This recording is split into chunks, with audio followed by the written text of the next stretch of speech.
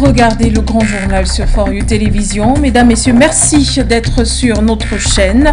Au sommaire de cette édition d'information RCA, en 64 de la proclamation de la République, le président Touadéra appelle à concrétiser le rêve de l'Union nationale.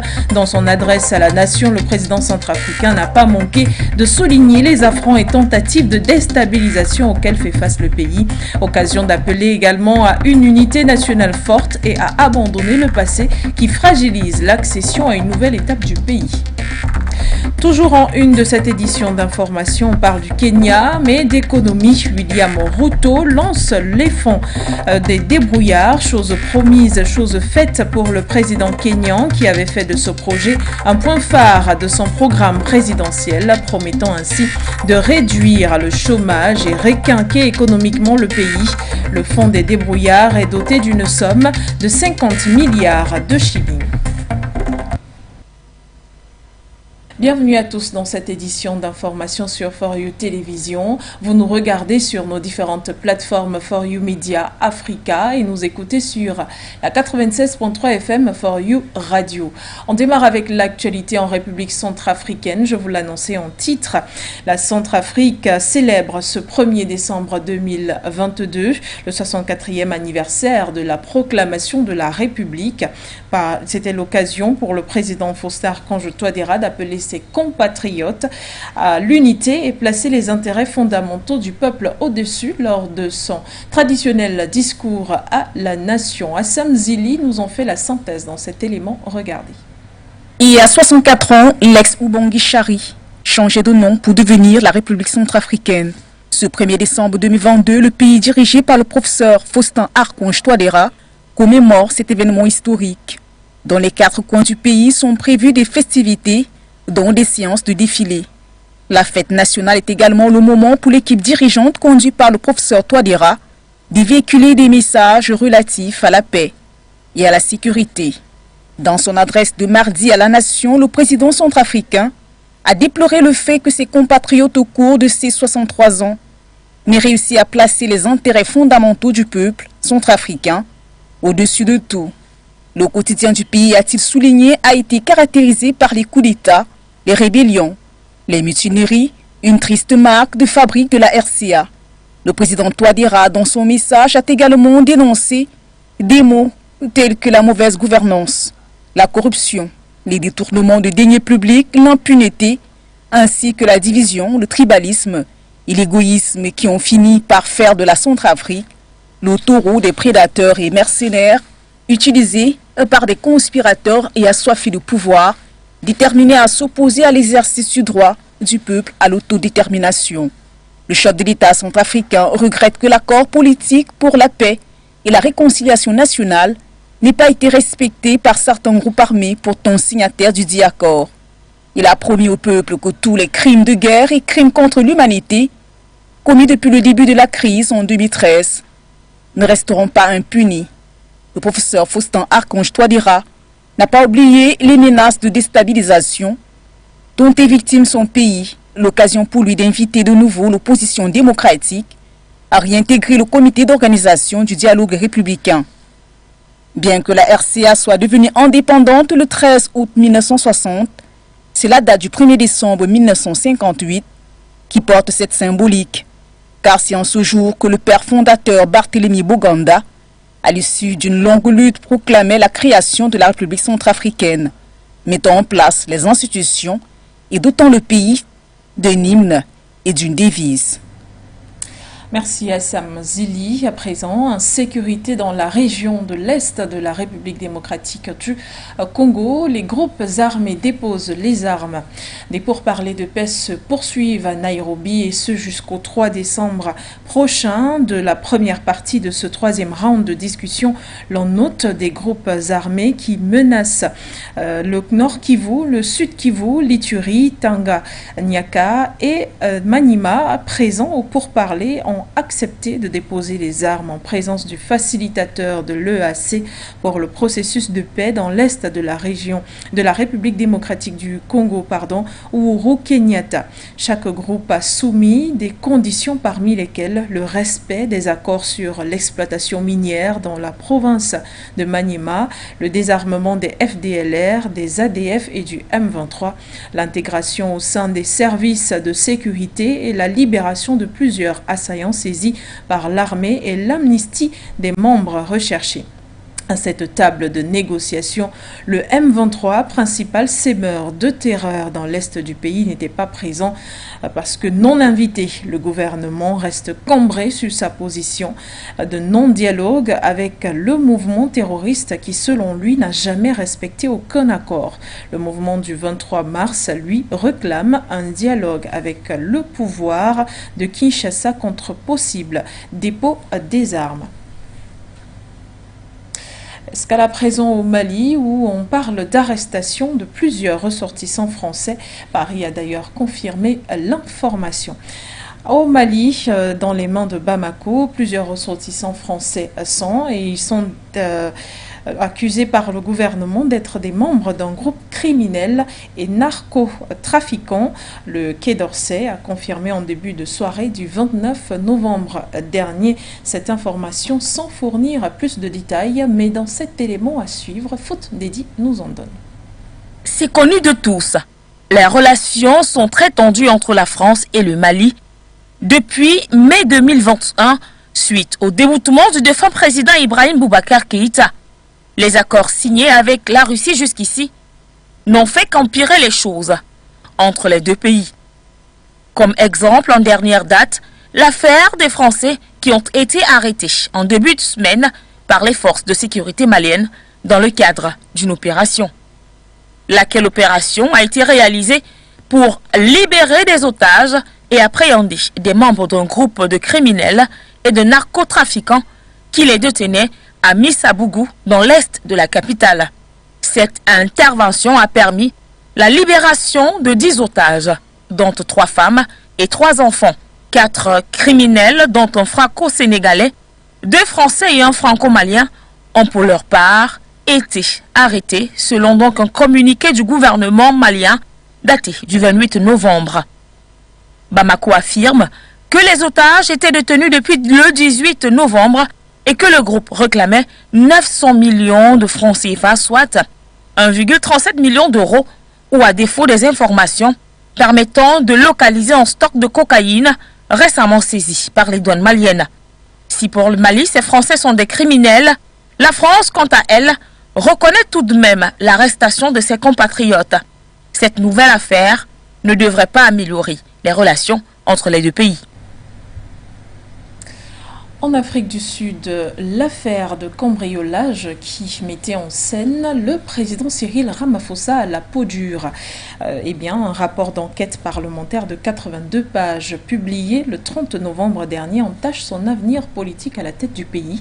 Celui qui est menacé depuis plusieurs mois de destitution risque bien d'y passer. Nous dites-vous, Bala dans cet élément.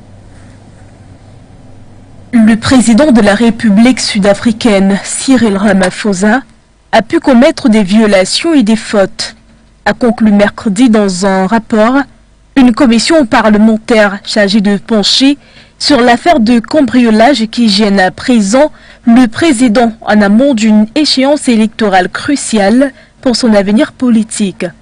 Ainsi donc, au lendemain de la publication du rapport qui a manifestement étourdi le camp Ramaphosa, le Comité national exécutif, en abrégé NEC, à la tête du parti, a annoncé une réunion en urgence.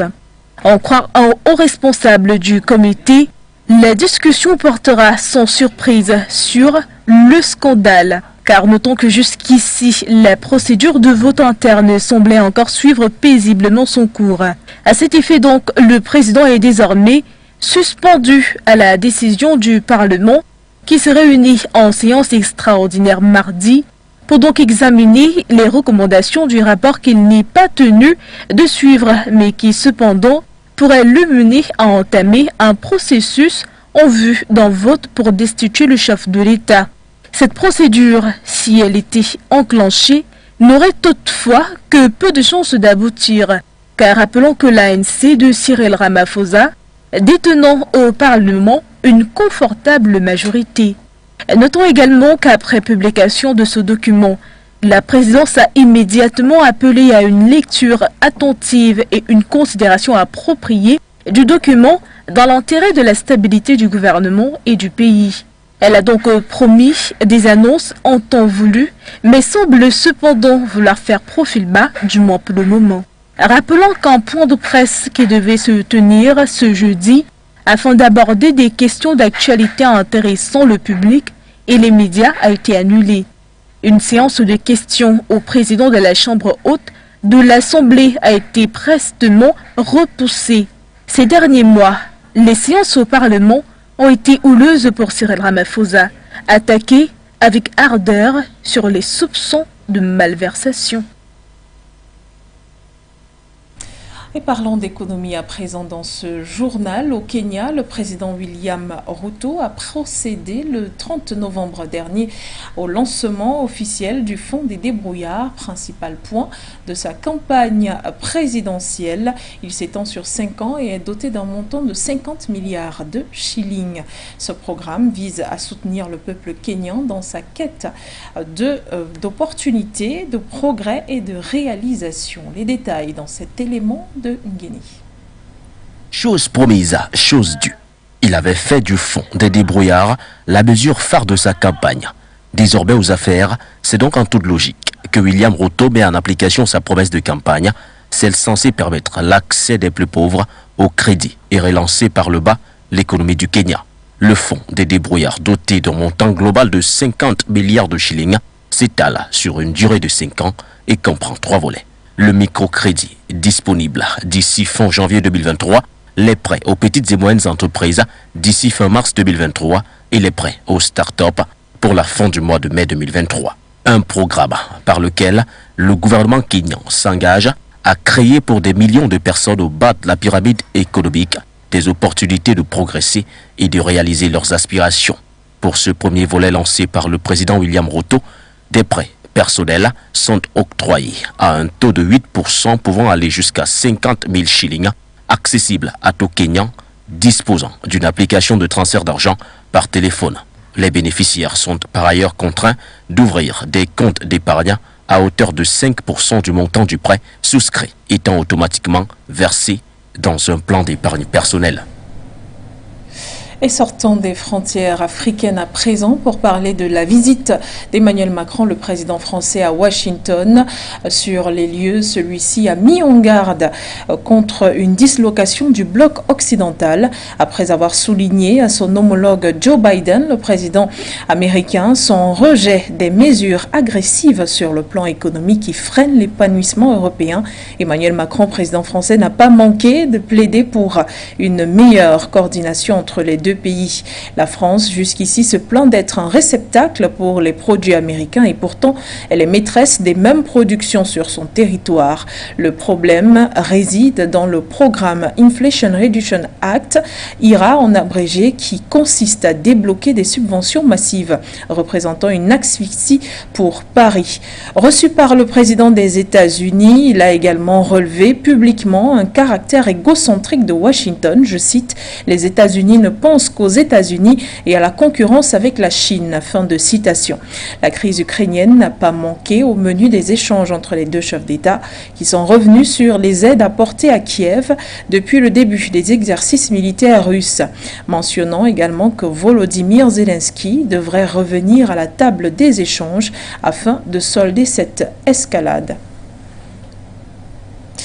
En Italie, embourbé dans une affaire de détournement de fonds et de fraude, le député italien d'origine ivoirienne Aboubacar Soumaoro, engagé pour la cause des ouvriers agricoles et les travailleurs migrants, risque de répondre de ses actes devant la justice.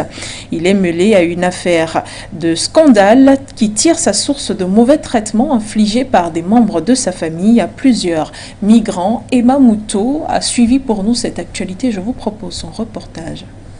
Engagé pour la cause des ouvriers agricoles et des travailleurs migrants, Le député italien d'origine ivoirienne, Aboubacar Soumaoro, se retrouve dans une affaire de détournement de fonds et de fraude en lien avec des migrants suite au mauvais traitement envers des migrants au sein des coopératives Caribou et Consortio Aide, conduit par son épouse Liliane Mourakatete et sa belle-mère Thérèse Mokamsindo.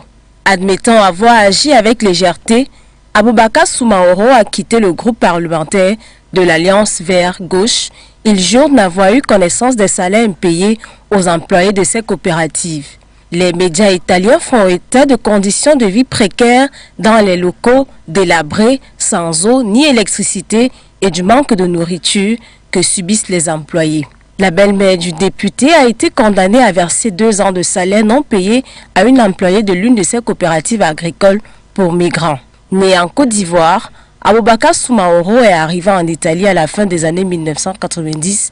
Depuis fin septembre 2022, il est le seul député noir du Parlement italien.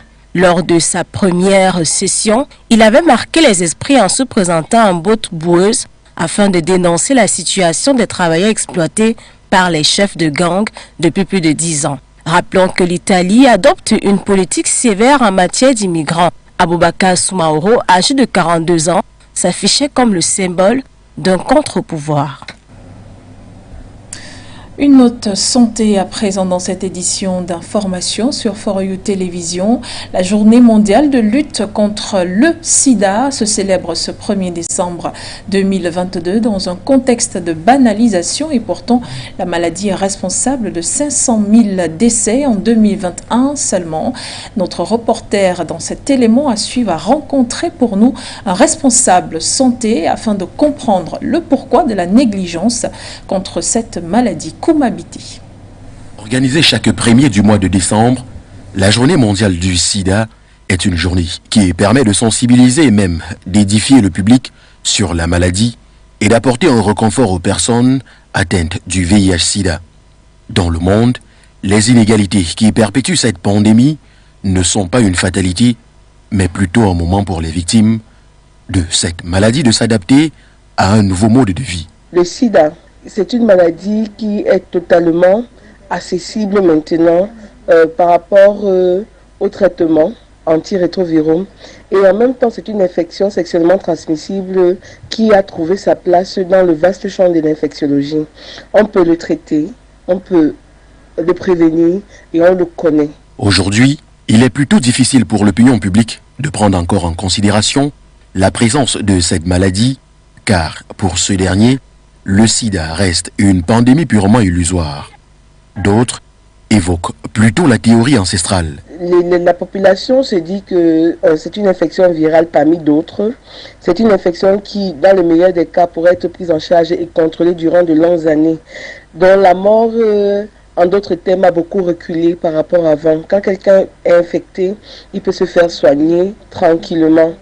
Ainsi va-t-il, le VIH-Sida reste et demeure une maladie comme toutes les autres, une maladie avec laquelle l'on peut vivre aisément, pallier à ses activités du quotidien, bien évidemment en respectant le traitement, mais également en prenant ses antirétroviraux.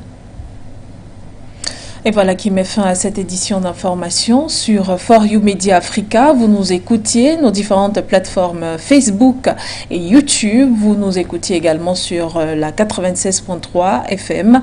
Les programmes et l'information se poursuivent sur nos différents médias. Au revoir, Yamoussoukro.